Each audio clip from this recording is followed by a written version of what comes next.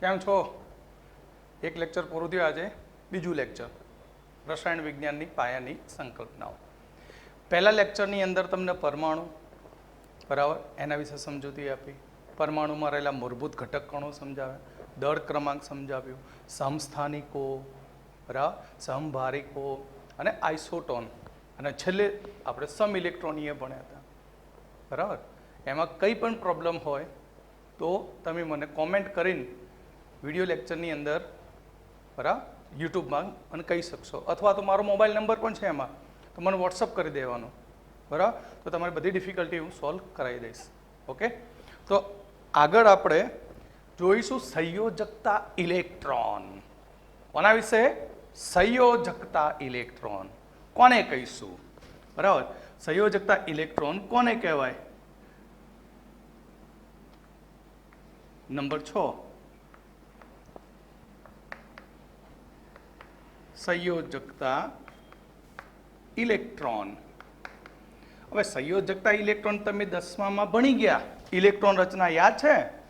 પેલું 2, 8, 8, 18, 18, 32, 32 એવું કંઈક બરાબર. એ સંયોજકતા ઇલેક્ટ્રોન સૂચવે, એની અંદરથી આપણે શોધવાના સંયોજકતા ઇલેક્ટ્રોન. 2, 8, 8, 18, 18, 32ની અંદર તમે ઇલેક્ટ્રોનની ગોઠવણી કરો એટલે ત્યાંથી તમને સંયોજકતા ઇલેક્ટ્રોન મળશે બરાબર. સંયોજકતા ઇલેક્ટ્રોનનો મતલબ શું? સંયોજકતા ઇલેક્ટ્રોન એટલે કે પરમાણુની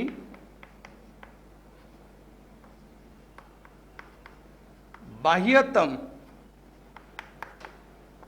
કોષમાં રહેલા ઇલેક્ટ્રોનની સંખ્યા, જેને કહીશું આપણે સંયોજકતા ઇલેક્ટ્રોન. ક્લિયર? તો આપણે એક ઉદાહરણ જોઈએ, સંયોજકતા ઇલેક્ટ્રોન કેવી રીતે નક્કી કરીશું. એક્ઝામ્પલ તરીકે આપણે લઈએ કાર્બન. અને કાર્બનની ઇલેક્ટ્રોન રચના તમે જાણો છો, ભણી ગયા. કાર્બન કયા નંબરનું તત્વ? 6થા નંબરનું. Z ઇલેક્ટ્રોનની સંખ્યા, પ્રોટોનની સંખ્યા. તો આને તમે લખો છો 2, 4. હવે આ જે છેલ્લો અંક મળ્યો, આ છેલ્લા અંક દર્શાવતું જે કોષ છે એને કહેવામાં આવશે બાહ્યતમ કોષ. એને શું કહેવામાં આવશે? બાહ્યતમ કોષ. અને બાહ્યતમ કોષમાં રહેલા આ 4 ઇલેક્ટ્રોનને જ કહેવાય સંયોજકતા ઇલેક્ટ્રોન. આ સંયોજકતા ઇલેક્ટ્રોન જેવા આઈટમ છે પરમાણુની અંદર કે જે બીજા કોઈ તત્વ સાથે બંધ બનાવી શકે અને નવા નવા સંયોજનો બનાવી શકે. આ અંદરના ઇલેક્ટ્રોન એ ભાગ લેતા નથી ક્યાંય પ્રક્રિયામાં. કયા ઇલેક્ટ્રોન ભાગ લે? હંમેશા સંયોજકતા ઇલેક્ટ્રોન. તો આગળ આપણે બીજું જોઈએ કે કાર્બનમાં સંયોજકતા ઇલેક્ટ્રોન કેટલા? 4 થયા. પછી બીજું નાઇટ્રોજન. કયા નંબરનું તત્વ? 7મા નંબરનું. તો તમે શું લખશો? 2, 5. તો આ 2, 5 બન્યું, એમાં 5ને કહીશું સંયોજકતા ઇલેક્ટ્રોન. 5ને કહીશું આપણે સંયોજકતા ઇલેક્ટ્રોન. બીજું ઉદાહરણ આપણે જોઈએ. ચલો, Na. ના એટલે સોડિયમ. કયા નંબરનું? 11. 11 પરમાણુય ક્રમાંક. ઇલેક્ટ્રોન 11 થયા. 10મા પ્રમાણે ભરીશું આપણે. તો શું કહીશું? પહેલા કેટલા જાય? 2, પછી 8, અને વધ્યા કેટલા? 1 જ. માટે સોડિયમમાં સંયોજકતા ઇલેક્ટ્રોન કેટલો છે? તો સોડિયમમાં સંયોજકતા ઇલેક્ટ્રોન 1 છે. બીજું એક ઉદાહરણ જોઈએ આપણે. Cl17. Cl17 એટલે શું? 2, 8 કેટલા થયા? 10. કેટલા છે આપણા જોડે? 17. તો 2, 8, 7. 7ને કહીશું આપણે સંયોજકતા ઇલેક્ટ્રોન.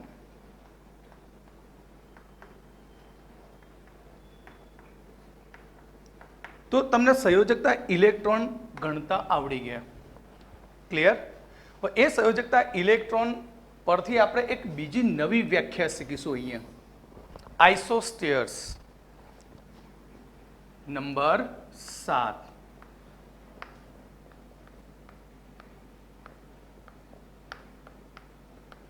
આઇસોસ્ટેયર્સ.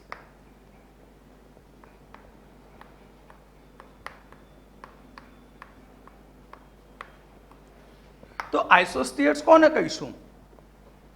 એવા અણુઓ કે જેમાં પરમાણુઓની સંખ્યા સમાન હોય તથા તેમના પરમાણુમાં રહેલા અણુઓના કુલ સંયોજકતા ઇલેક્ટ્રોનની સંખ્યા પણ સમાન હોય તો તેને કહેવામાં આવશે આઇસોસ્ટેયર્સ. આઇસોસ્ટેયર્સ મતલબ અણુમાં રહેલા પરમાણુઓની સંખ્યા સમાન હોય તથા તે અણુમાં રહેલા પરમાણુઓની કુલ સંયોજકતા ઇલેક્ટ્રોનની સંખ્યા પણ સમાન હોય તો તેને કહીશું આપણે આઇસોસ્ટેયર. આઇસોસ્ટેયર મતલબ કે અણુમાં રહેલા પરમાણુઓની સંખ્યા સમાન હોય અને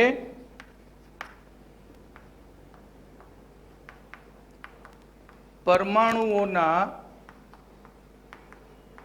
કુલ સંયોજકતા ઇલેક્ટ્રોન સમાન હોય તો તેને આપણે કહીશું આઇસોસ્ટેયર. એક્ઝામ્પલ તો લેવું પડે ને. હવે આપણે ઉદાહરણ જોઈશું કે આ જોડ આઇસોસ્ટેયર છે કે નહીં, બરાબર. અને આ નીટ માટે JEE માટે ખૂબ જ ઉપયોગી છે. નીટ અને JEE માટે કેવું છે? ઉપયોગી છે. અને આની આધારિત MCQ પૂછાઈ ગયેલા છે. સમ ઇલેક્ટ્રોનિયાના પણ MCQ પૂછાઈ ગયેલા નીટ અને જીમાં, અને આઇસોસ્ટેયરના પણ પૂછાયેલા છે. ઉદાહરણ તરીકે CO2 અને N2O.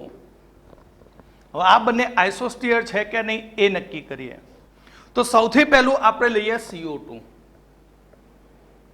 તો CO2 અણુમાં તમે જુઓ તો CO2 અણુમાં C એટલે કાર્બન પરમાણુ કેટલો છે?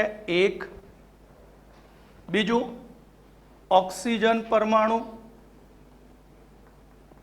તો તેની સંખ્યા કેટલી છે? 2.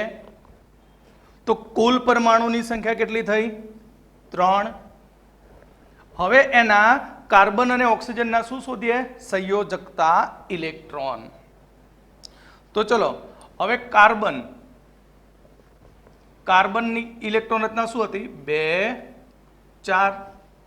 ઓક્સિજનની ઇલેક્ટ્રોન રચના શું છે? તો 2, 6.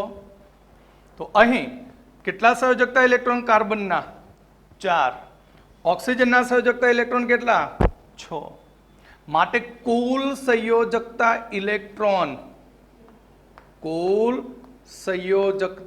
ઇલેક્ટ્રોન કેટલા? તો 4 પ્લસ કેટલા ઓક્સિજન આપ્યા છે CO2 માં? 2. એટલે કેટલા ગણીશું? 12. તો 12 ને 4 16 સંયોજકતા ઇલેક્ટ્રોન થયા. આ જ પ્રમાણે હવે આપણે જોઈએ N2O. N2O અણુમાં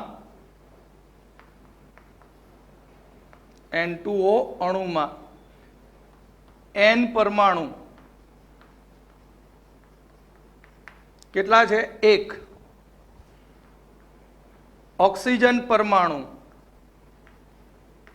N2 પરમાણુ 2. ઓક્સિજન પરમાણુ 1. ટોટલ પરમાણુ કેટલા થયા? 3. ઓકે. હવે તમે જુઓ CO2 અણુમાં કેટલા પરમાણુ? ટોટલ 3. N2O અણુમાં કેટલા પરમાણુ? ટોટલ 3. તો પહેલી આપણી જે હતી શરત એ સંતોષાઈ ગઈ, બંનેમાં અણુમાં બંનેમાં પરમાણુની સંખ્યા કેવી છે? સરખી. અસંયોજકતા ઇલેક્ટ્રોન શોધી કાઢીએ. હવે નાઇટ્રોજન, નાઇટ્રોજન એટલે 2 5, ઓક્સિજન 2 6, બરાબર, 6 અને 2 8. ઓક્સિજન કયા નંબર તત્વ? 8માં. નાઇટ્રોજન 7. તો કુલ સંયોજકતા ઇલેક્ટ્રોન કેટલા? કુલ સંયોજકતા ઇલેક્ટ્રોન, તો જો નાઇટ્રોજનમાં કેટલા ઇલેક્ટ્રોન છે સંયોજકતા? 5. કેટલી વખત છે n? 2 વખત. તો 5 દુ 10, 5 ગુણ્યા 2 કેટલા થાય? 10. અને ઓક્સિજનમાં કેટલા છે? 6, તો +6. કેટલા ઇલેક્ટ્રોન થયા ટોટલ? 16. તો આ તો બંને સંતોષાયું. સંયોજકતા ઇલેક્ટ્રોન પણ સરખા કુલ, અને પરમાણુઓની સંખ્યા પણ બંનેમાં સરખી છે. માટે આને કહેવામાં આવશે, આ જોડને આઇસોસ્ટીયર. શું કહીશું આને? આઇસોસ્ટર કહેવામાં આવે છે. ક્લિયર? તો સંયોજકતા ઇલેક્ટ્રોન એટલે શું? તો પરમાણુની બાહ્ય કોષમાં રહેલા ઇલેક્ટ્રોનની સંખ્યાને કહેવાય સંયોજકતા ઇલેક્ટ્રોન, બરાબર. અને આઇસોસ્ટર એટલે શું? અણુમાં રહેલા પરમાણુઓની સંખ્યા સમાન હોય અને પરમાણુના કુલ સંયોજકતા ઇલેક્ટ્રોનની સંખ્યા પણ સરખી હોય, તો તેને કહીશું આપણે આઇસોસ્ટીયર. સમજણ પડી? બરાબર. તો હવે આગળ વધીએ આપણે. ચલો હવે આપણે આગળ નવા ટોપિક ઉપર જઈએ. આઇસોસ્ટીયર પૂરું થયું. હવે 8મો, બધાને તકલીફ પડે, એટોમિક માસ, પરમાણુવીય દળ. અલા ભાઈ, પરમાણુવીય દળ, પરમાણુવીય દળ કોને કહેવાય? પરમાણુનું દળ એટલે પરમાણુવીય દળ. અને પરમાણુ શાનો બનેલો? 3 જણનો બનેલો હોય, ઇલેક્ટ્રોન, પ્રોટોન અને ન્યુટ્રોન. એ બધાનું વજન ભેગું કરો, એને કહેવામાં આવશે પરમાણુવીય દળ. એને શું કહેવામાં આવશે? પરમાણુવીય દળ. તો આગળ આપણે નંબર 8,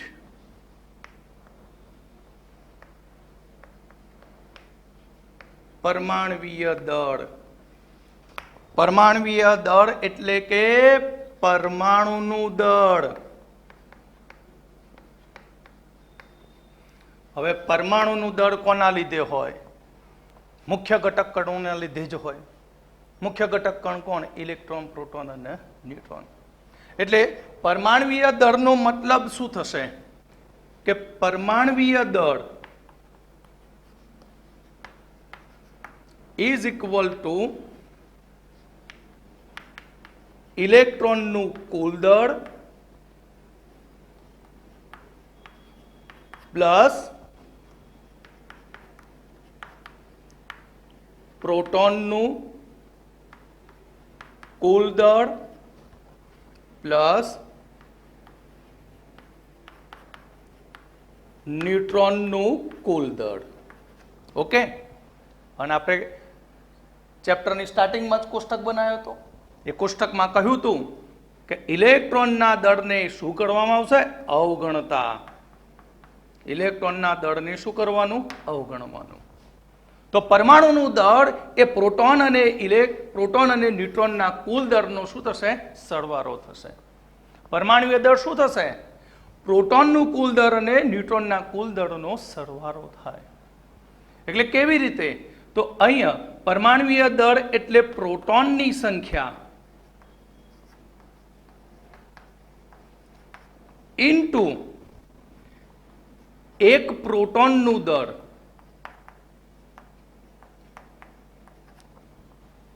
પ્લસ ન્યુટ્રોનની સંખ્યા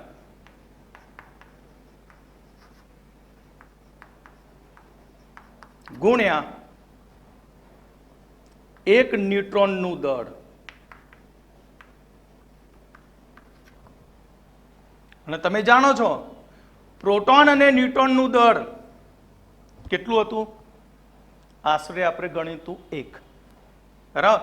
એટલે આ રીતે લખ્યું હતું કે એમપી લગભગ ન્યુટ્રોનનું દળ બરાબર 1.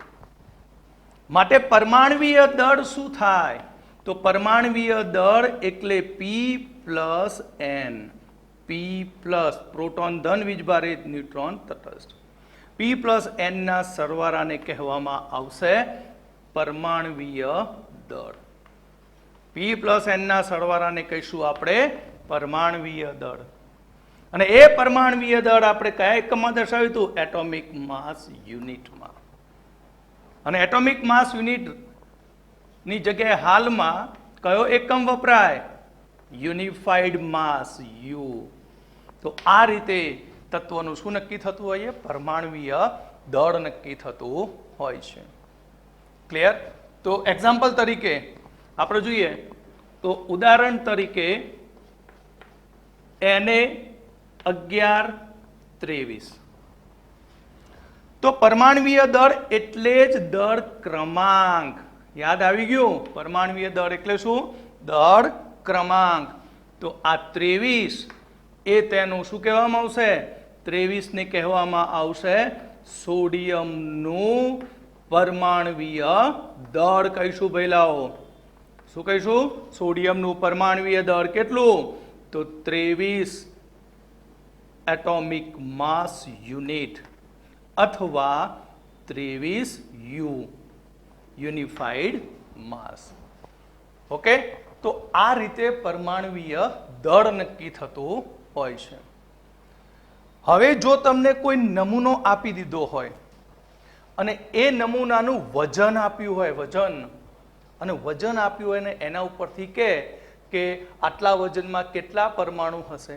એક્ઝામ્પલ તરીકે સમજો કે 24 એટોમિક માસ યુનિટ હિલિયમ આપ્યો છે, તો તેમાં કેટલા હિલિયમના પરમાણુ હશે એ શોધવાનું કે.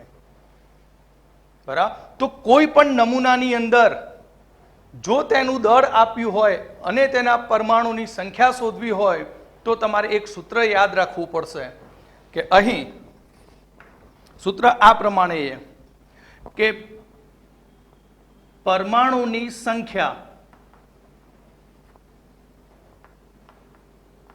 બરાબર આપેલ નમૂનાનું દળ શેમાં હોવું જોઈએ? AMU, atomic mass unit. કેમ? કારણ કે આપણું પરમાણવીય દળ પણ શેમાં છે? એટોમિક માસ યુનિટમાં છે. તો AMU. તો આ સૂત્રનો તમે ઉપયોગ કરીને નમૂનામાં રહેલા પરમાણુની સંખ્યા શોધી શકો છો. સૂત્ર શું બન્યું? સૂત્ર બન્યું પરમાણુની સંખ્યા બરાબર આપેલા નમૂનાનું દળ ભાગ્યા પરમાણવીય દળ. અને હેમાં લેવાનું? એટોમિક માસ યુનિટમાં. સમજી ગયા? પરમાણવીય દળ. ક્લિયર? તો થોડાક ઉદાહરણ જોઈએ એના પરમાણવીય દળના અને પછી આના આધારિત આપણે એક્ઝામ્પલ ગણીશું.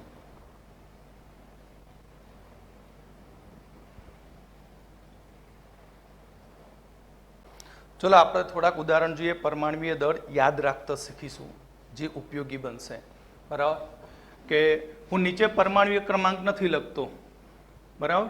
તો અહીંયા H1 ચલો ને, He24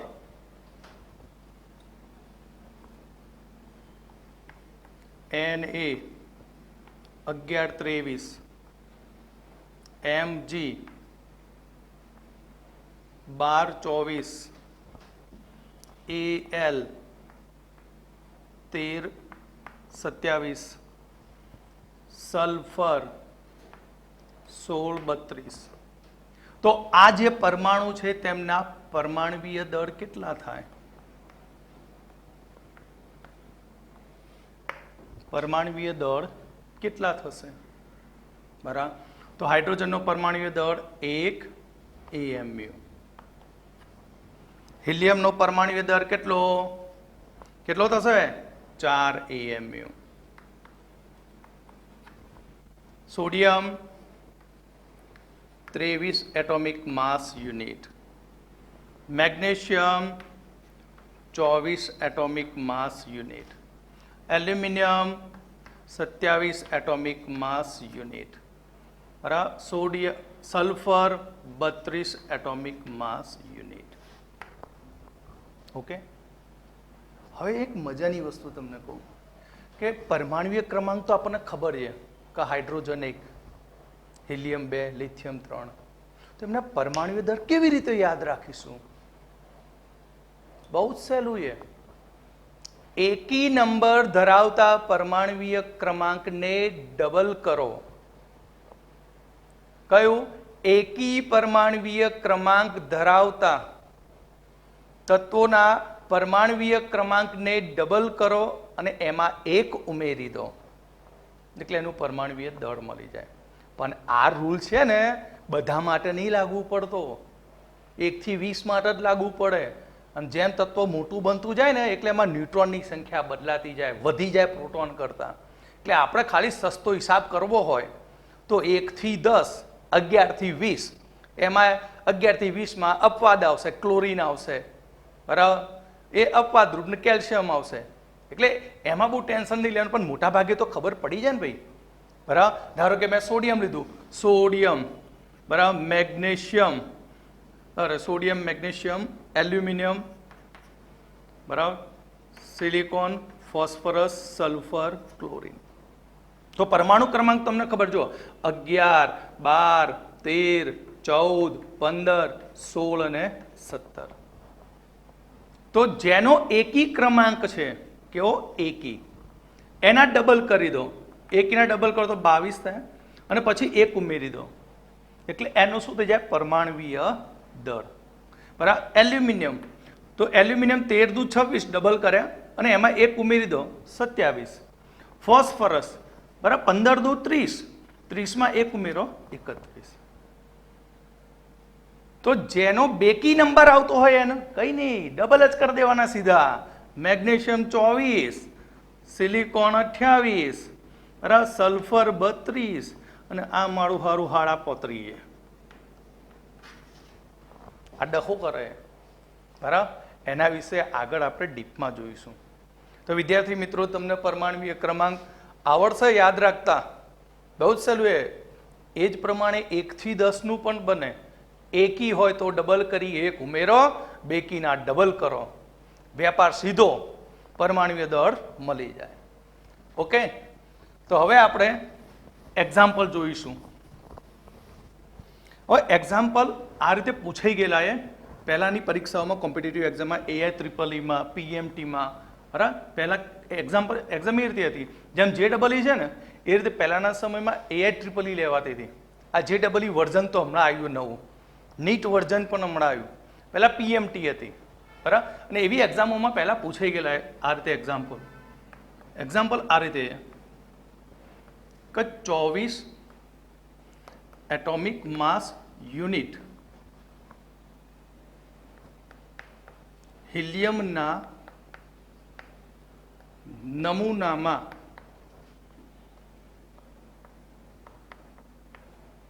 પરમાણુની સંખ્યા ગણો. નમૂનાનું વજન આપી દીધું એ, બરાબર. તો સૌથી પહેલું કયો નમૂનો છે? હિલિયમ. તો તમે જો હિલિયમમાં તો મેં કહ્યું, હિલિયમ કયા નંબરનું તત્વ? બીજા. ડબલ કરી દો એટલે 4, એનો શું થયો? પરમાણુય દળ. એટલે હિલિયમનું પરમાણુય દળ થયું 4. કયા એકમમાં? એટોમિક માસ યુનિટમાં. Okay, clear? યુ પણ લખીને આપો, એટોમિક માસ યુનિટ 4. નમૂનાનું દળ આપી દીધું. તો નમૂનાનું દળ કેટલું છે? 24 એટોમિક માસ યુનિટ. તો પરમાણુની સંખ્યા શોધવાનું સૂત્ર શું હતું? કે He પરમાણુની સંખ્યા બરાબર નમૂનાનું દળ ભાગ્યા પરમાણુય દળ. પણ કયા એકમમાં? Atomic mass unit. ઓકે, તો હવે આપણે જોઈએ કે 24 AMU अपॉन 4 AMU. आ तो उड़ी गया 24 भाग्या 4 छक्को 6 चौक 24 24 परमाणु होय 24 परमाणु He हशे કેટલા નમૂનામાં 24 એટોમિક માસ યુનિટમાં. ક્લિયર? શું યાદ રાખવું પડે? પહેલા પરમાણવીય દળ. બરાબર, મોટા દાખલા હોય ને ત્યારે બોડીની એક્ઝામ હોય કે JEEની હોય કે નીટની હોય, હવે એવા નિયમો બનાવી દીધા છે કે છોકરાને અથવા વિદ્યાર્થીને માઇન્ડને ટ્રેસ ના મળે.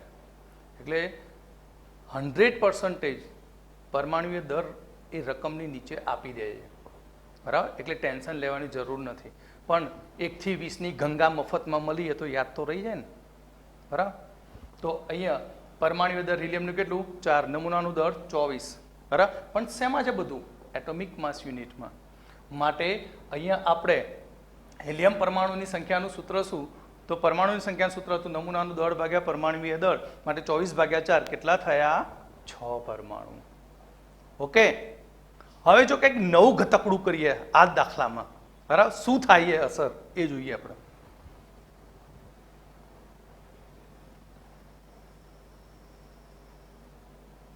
હવે જો રકમ એના એ જ રાખી ભાઈ, આપણે કશું કર્યું નહીં, એક અંક બદલી નાખ્યો છે.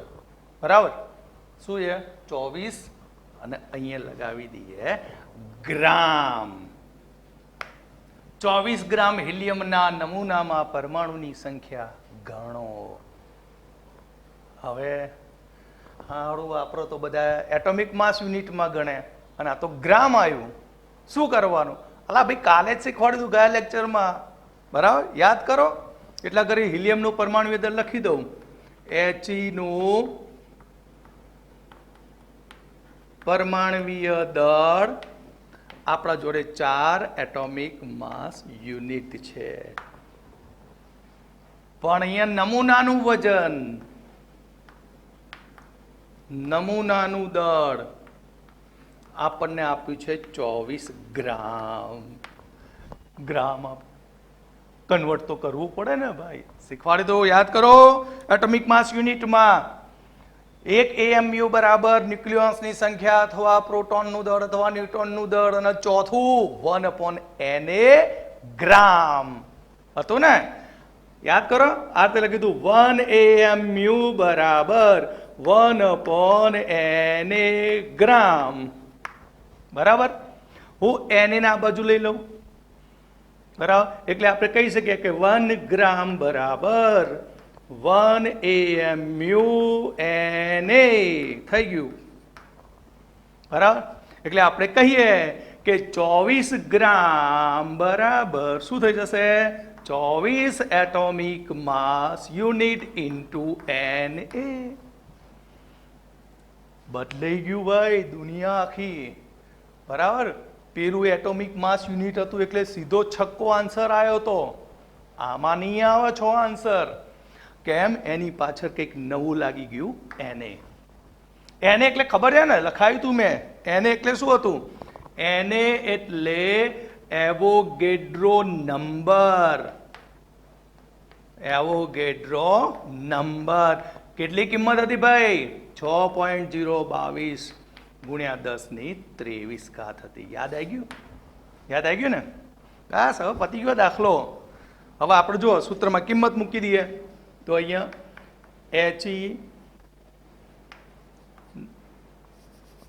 He પરમાણુની સંખ્યા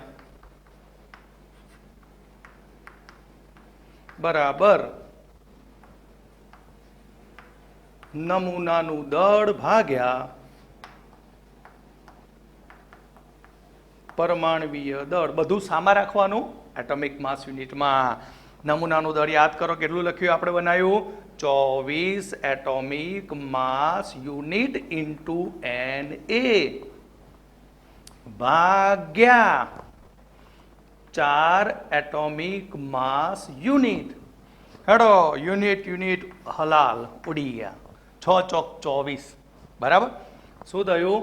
6 ચોક 24 ગુણ્યા Na. આટલા પરમાણુ થાય કેટલા ગ્રામમાં? 24માં. કેટલા થાય? જુઓ 6 ગુણ્યા 6.022 ગુણ્યા 10⁻23 પરમાણુ. ગુણાકાર તો આવડી જાય. છાયો 36. પાછળના 2 ડિજિટ હંતા નાખો. બરાબર. આપણે નીટમાં તો એ ડાયરેક્ટ ગુણાકાર જો મેન આંકડાનો. બરાબર. સમજણ પડી વિદ્યાર્થી મિત્રો? એટોમિક માસ યુનિટ અને ગ્રામમાં આપ્યું હોય તો પરમાણુની સંખ્યા શું થાય? બદલાઈ જાય. બહુ જ મોટું તફાવત છે આન્સરોમાં. એટલે રકમ જ્યારે એક્ઝામની અંદર જોતા હોય ને, આ પણ પૂછાઈ જ ગયેલું એ. બરાબર. PMTમાં બરાબર. AIEEE આ જૂની JEE અને નીટ. બરાબર. તો ધ્યાન રાખવાનું. દાખલો ગણતો એટલે યુનિટ ખાસ અગત્યનો એ. અર્થનો અનર્થ થઈ ગયો ને. 24 AMU હતું એટલે છક્કો માર્યો, પણ 24 ગ્રામ કર્યું તો છક્કો ગુણ્યા એને લઈને આવ્યો. એટલે MCQમાં ખાસ ધ્યાન રાખવાની આ વસ્તુ. બરાબર. આવડશે હવે આવા એક્ઝામ્પલો ગમે ત્યારે આવો તો. ક્લિયર? આગળ બીજું નવું જોઈએ.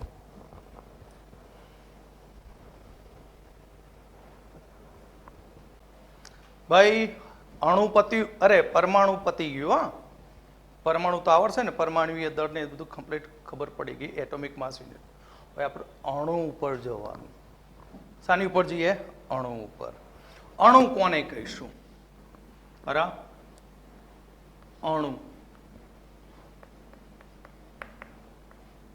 અણુ એટલે પદાર્થનો નાનામાં નાનો સ્વતંત્ર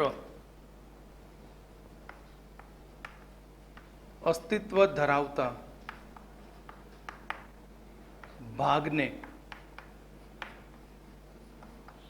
અણુ કહે છે. અણુ એટલે પદાર્થનો નાનામાં નાનો સ્વતંત્ર અસ્તિત્વ ધરાવતો ભાગ, એને કહેવામાં આવશે અણુ કહેવામાં આવે છે. તો તમે જુઓ, આ H2 Cl2, આને તમે શું કહેશો? અણુ કહેશો કે પરમાણુ? તો જુઓ, આ સિંગલ આઇટમ છે ને H, એને કહેવામાં આવશે પરમાણુ. શું કહીશું આને? પરમાણુ. અને H2 બને એટલે એને કહેવાય અણુ. Cl એકલો છે તો એને કહીશું પરમાણુ.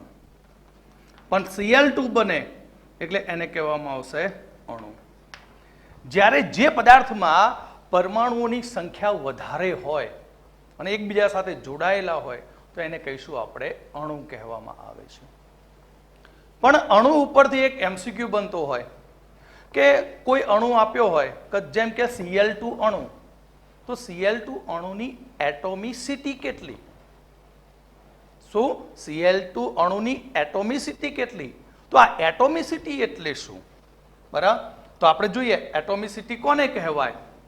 બરાબર. નંબર 11, એટોમિસિટી. તો એટોમિસિટી એટલે અણુમાં રહેલા પરમાણુની સંખ્યાને એટોમિસિટી કહેવામાં આવે છે. અણુમાં રહેલા પરમાણુની સંખ્યાને એટોમિસિટી કહે છે. એક્ઝામ્પલ તરીકે જો હું અહીંયા અણુઓ લખું બધા, અને તમારે નક્કી કરવાની એટોમિસિટી.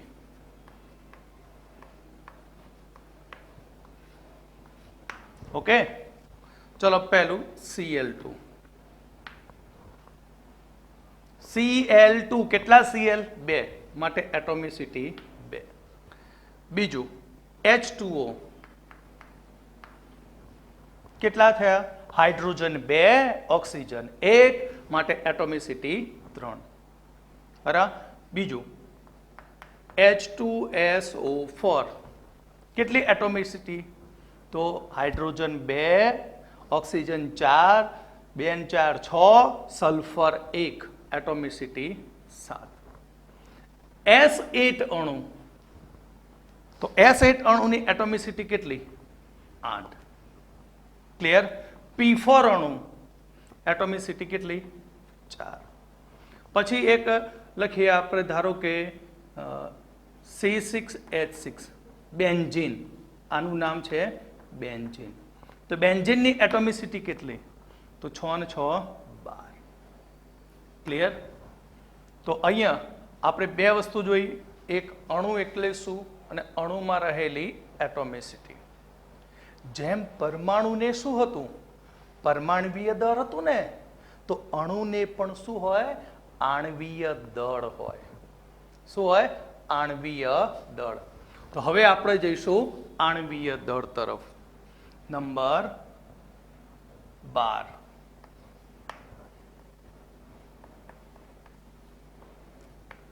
આણવીય દળ જેને કહેવાય મોલિક્યુલર માસ. બરાબર? અણુને મોલિક્યુલ્સ કહેવાય અને એના દળને કહીશું મોલિક્યુલર માસ. બરાબર? તો આણવીય દળ એટલે શું? આણવીય દળ એટલે કે એક અણુનું દળ, જેને કહીશું આણવીય દળ. અણુ શાનો બનેલો હોય? અણુ પરમાણુનો બનેલો હોય. આ એટોમિસિટી એટલે જ પરમાણુની સંખ્યા. તો અહીં આણવીય દળ એટલે શું? આણવીય દળ એટલે કે અણુમાં રહેલા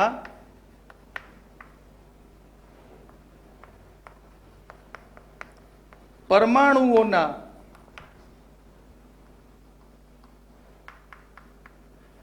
પરમાણવીય દળનો સરવાળો, જેને કહીશું આપણે આણવીય દળ. જો એક્ઝામ્પલ જોઈએ આપણે.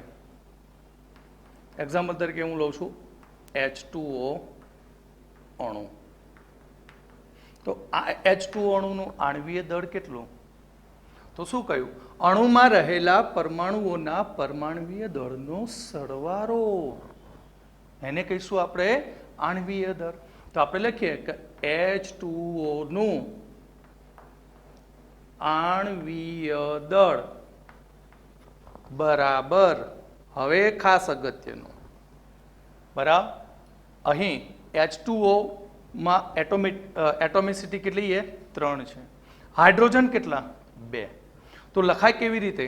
અને આ રીતે લખાય કે H2O નો આણવીય દળ એટલે 2 કૌંસમાં H નું પરમાણવીય દળ પ્લસ એક O છે, તો આપણે લખીશું ફક્ત O નું પરમાણવીય દળ. ઓકે?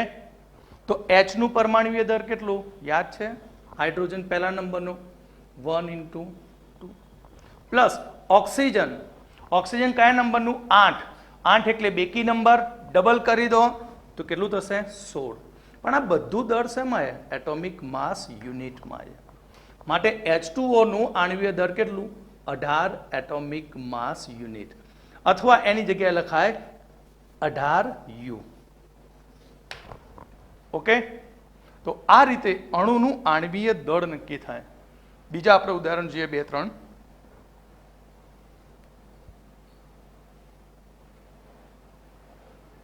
ચલો આપણે હવે બીજું ઉદાહરણ, બરાબર? ઉદાહરણ નંબર 2. H2SO4 અણુ. તો H2SO4 નું આપણે આણવીય દળ નક્કી કરવું છે. તો શીખવાનું કેવી રીતે લખવાનું, બરાબર? કે H2SO4 નું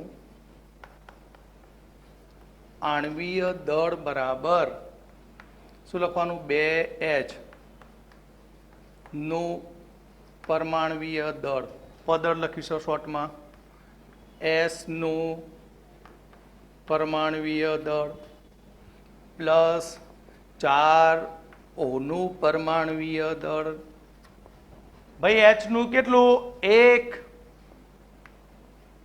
સલ્ફર યાદ કરો કયા નંબરનું 16મા નંબરનું બેકી સંખ્યા શું થઈ જાય 32 બરાબર 32 પ્લસ ઓક્સિજન 8 8 દુ 16 16 ગુણ્યા 4 માટે 2 પ્લસ 32 પ્લસ 16 ચોક 64 બરાબર 4 ને 2 6 ને 2 8 બરાબર 6 અને 3 9 98 AMU એટોમિક માસ યુનિટ બરાબર અત્યારે આપણે એટોમિક માસ યુનિટમાં જ ફરીએ છીએ આગળ જોઈશું ગ્રામમાં કેવી રીતે થશે નંબર 3 C6H12O6 આનું નામ ખબર છે શું નામ છે 10માં ભણી ગયા ગ્લુકોઝ તો ગ્લુકોઝનું આણ્વીય દર કેટલો તો ગ્લુકોઝનું આણ્વીય દર C6H12O6 નું આણ્વીય દળ બરાબર 6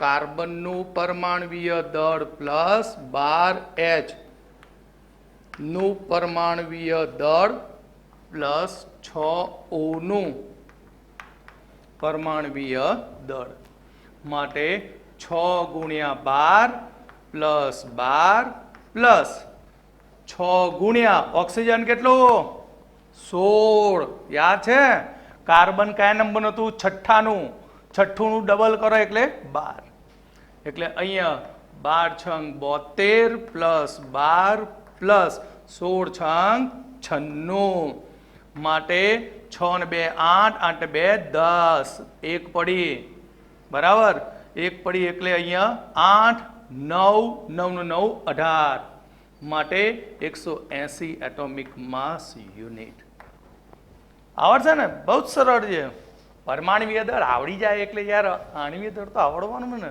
અને પરમાણુય દળમાં તો કહી દીધું ભાઈ એકીના ડબલ એક ઉમેરો અને બેકીના ડબલ હવે આપણને કોઈ નમૂનો આપ્યો હોય અને એ નમૂનાના વજનમાં કેટલા અણુઓ હશે તે સૂત્ર શીખવાનું બરાબર તો કેવી રીતે નક્કી થાય તો એનું સૂત્ર યાદ રાખીએ કે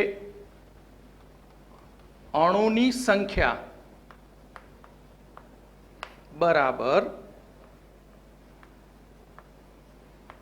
નમૂનાનું દળ અને ભાઈ દળ શેમાં એટોમિક માસ યુનિટમાં હોય આપ્યું હોય અને આણ્વીય દળ એ તો આપણે શીખી ગયા શેમાં હશે એટોમિક માસ યુનિટમાં તો આ સૂત્રની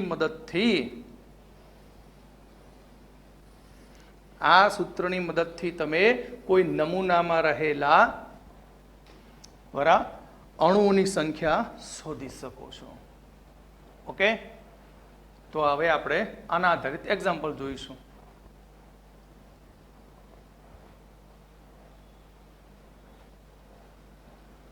હેડો ભાઈ નમૂના જઈએ દાખલા ઉપર બરાબર ચલો હેડો આપણે એક એક્ઝામ્પલ લઈએ એક કરો 2 3 ગણી નાખીએ 72 એટોમિક માસ યુનિટ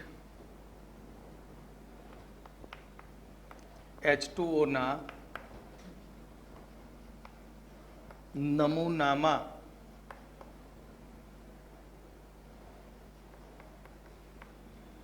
અણુઓની સંખ્યા શોધો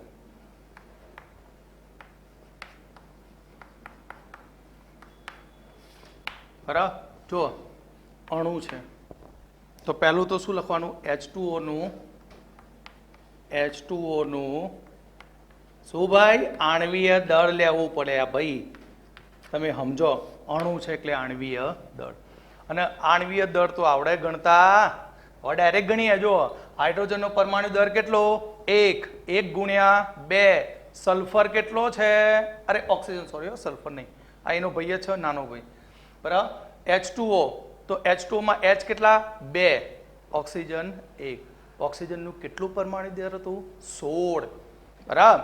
16 ને 2, હાઇડ્રોજન તો એક જ છે પરમાણુ દર, એટલે આનું કેટલું થશે આણ્વીય દર? 18 એટોમિક માસ યુનિટ. માટે H2O માં H2O ના અણુની સંખ્યા,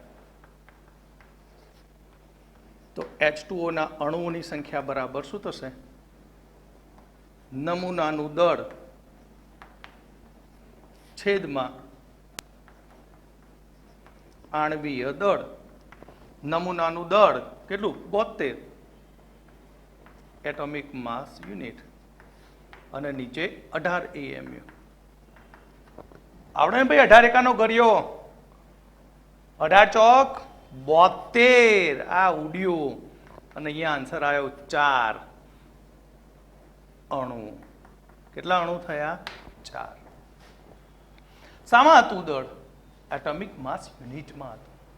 પણ આગળ શીખ્યા એ પ્રમાણે જો આને ગ્રામમાં નાખીએ તો ડખો થઈ જાય ને સંખ્યામાં. કેવો ડખો પડે જોઈએ હેડો. તો અહીંયા એક્ઝામ્પલ નંબર 2. આ જ રકમ 72 ગ્રામ H2O ના નમૂનામાં અણુઓની સંખ્યા ગણો અથવા તો શોધો. ચલો, H2O નું આણ્વીય દળ તો તમને ખબર જ છે.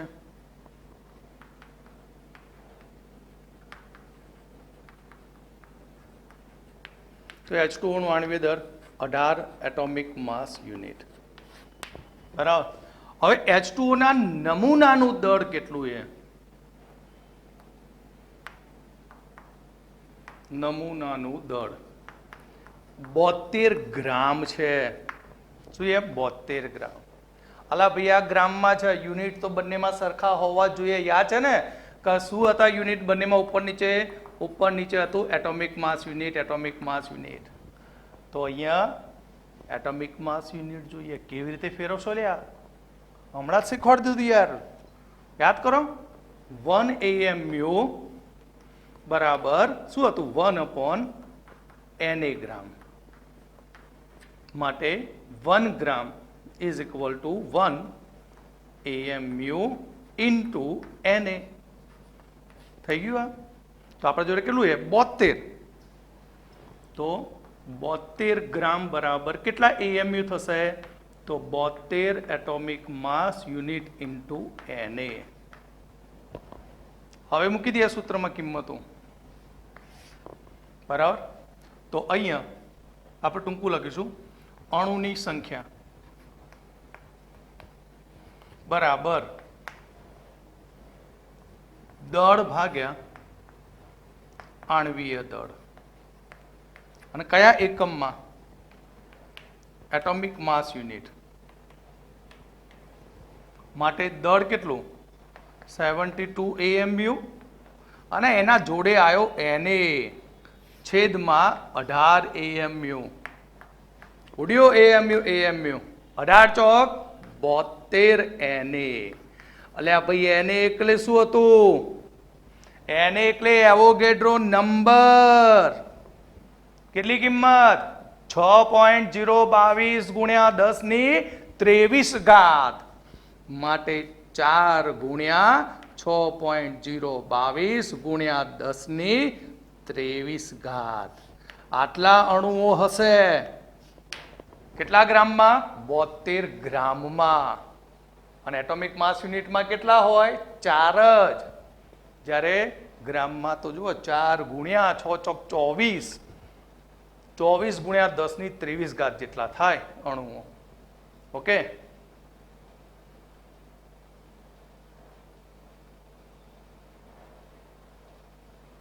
ચલો, હવે આજે આપણે એક આજનો લાસ્ટ એક્ઝામ્પલ જોઈ લઈએ. બરાબર.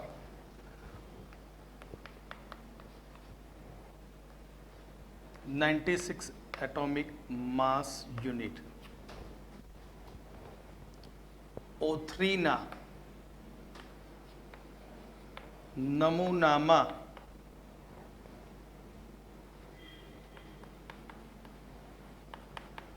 અણુઓની સંખ્યા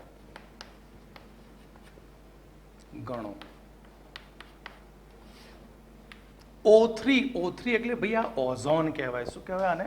ઓઝોન. તો ઓઝોનનું O3 નું આણ્વીય દળ કેટલું